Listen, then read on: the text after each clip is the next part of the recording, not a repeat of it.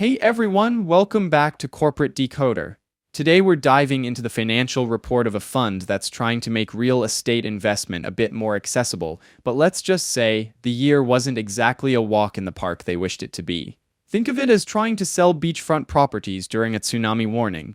We're unpacking the AXS Real Estate Income ETF's recent shareholder report. Buckle up, because this is going to be a mix of high hopes, surprising turns, and the ever-present reality of the market. This report covers the period from January to December of last year. It's basically a year in review for this fund, which invests in real estate, trying to give investors both rising value and steady income. You can find more information and this report in their website, but we'll summarize for you. Let's talk about the costs of running this fund. If you had $10,000 invested, it would have cost you about $87. That's almost 1% of your investment going just to cover expenses. So what influenced the fund's performance? Well, the report points out a few key things. First, their return for the year was negative 5.2%. This is not great, especially when you see that the S&P 500, a measure for the market, jumped by 25%. They also mention that their estimated yield is around 12%.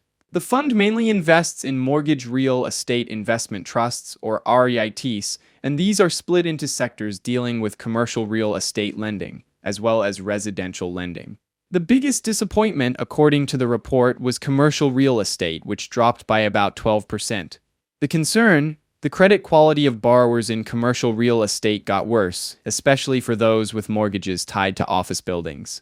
One specific company, Claros Mortgage Trust, had a rough time, seeing its stock price plummet and eventually pausing its dividend payments. On the brighter side, residential real estate sectors did okay, with returns of about 7% for agency holdings and about 1% for non-agency mortgages. However, even with solid credit quality from borrowers, these REITs underperformed because mortgage bond spreads stayed high and new mortgage activity was weak because of high interest rates.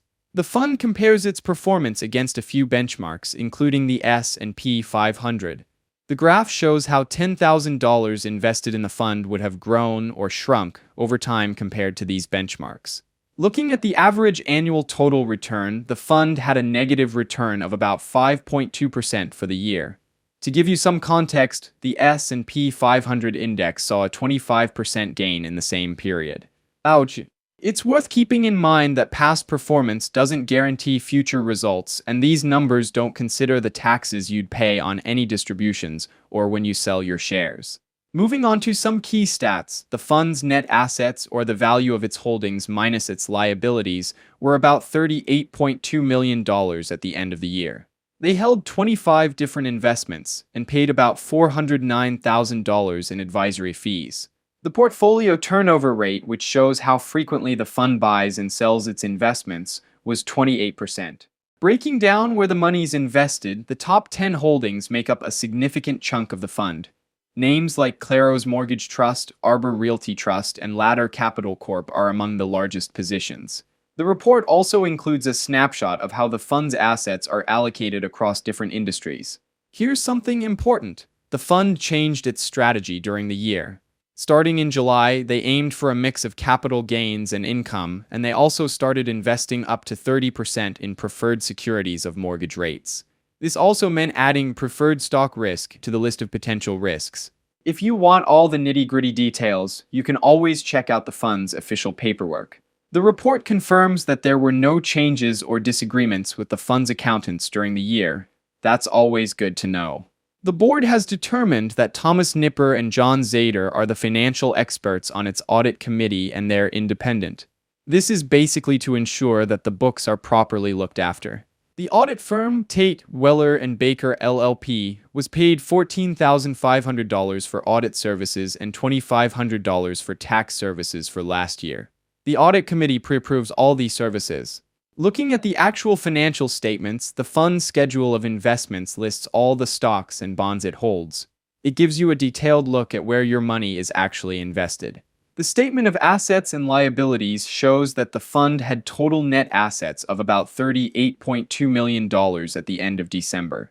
The statement of operations indicates the fund had an investment income of about $3.6 million, but after expenses and losses, ended up with a decrease in net assets of over $3 million. The statement of changes in net assets shows how the fund's assets changed over the past year and compares it to the year before that.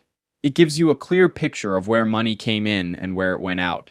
The financial highlights section provides per-share data, including net asset value, income from investment operations, and total return.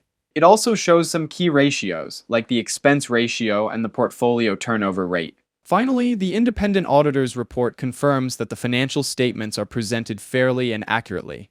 Now for my take on things. Direction.